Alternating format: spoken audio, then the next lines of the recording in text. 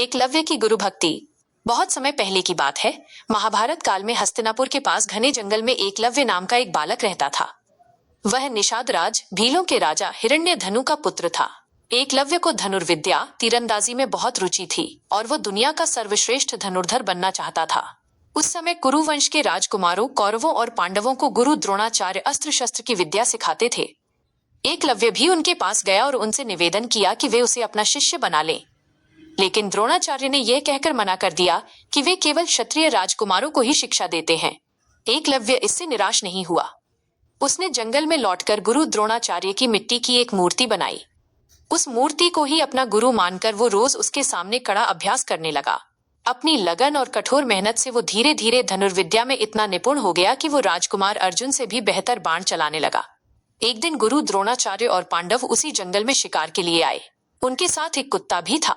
कुत्ता जंगल में भटकते हुए एकलव्य के आश्रम तक पहुंच गया। एकलव्य को अजीब वेशभूषा में देख कुत्ता जोर जोर से भौंकने लगा। कुत्ते के भौंकने से एकलव्य की साधना में विघ्न पड़ रहा था। तब एकलव्य ने बड़ी चतुराई से एक के बाद एक साथ बाण चलाकर कुत्ते का मुंह इस तरह बंद कर दिया कि उसे चोट भी नहीं लगी और उसका भौंकना भी बंद हो गया।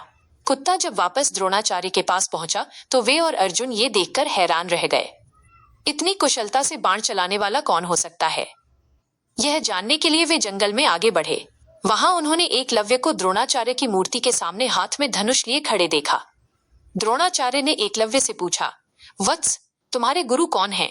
एकलव्य ने आदर पूर्वक कहा, गुरुदेव, आप ही मेरे गुरु हैं। आपकी मूर्ति को साक्षी मानकर ही मैंने यह विद्या सीखी है। द्रोणाचार्य जानते थे कि उन्होंने अर्जुन को वचन दिया है कि वो संसार का सर्वश्रेष्ठ धनुर्धर होगा। एकलव्य की प्रतिभा देख उन्हें चिंता हुई। उन्होंने एकलव्य से कहा, अगर मैं तुम्हारा गुरु हूं तो मुझे गुरु दक्षिणा चाहिए। एकलव्य ने प्रसन्न होकर कहा, आज्ञा दीजिए गुरुदेव, आप जो मांगेंगे मैं देने को तैयार हूं। तब द्रोणाचार्य ने कहा, मुझे गुरु दक्षिणा में तुम्हारे दाहिने हाथ का अंगूठा चाहिए। एकलव्य जानता था कि अंगूठे के बिना वो कभी तीर नहीं चला पाएगा। फिर भी उसने एक पल भी नहीं सोचा। तुरंत अपनी कटार निकाली और अपना अंगूठा काटकर गुरु के चरणों में रख दिया।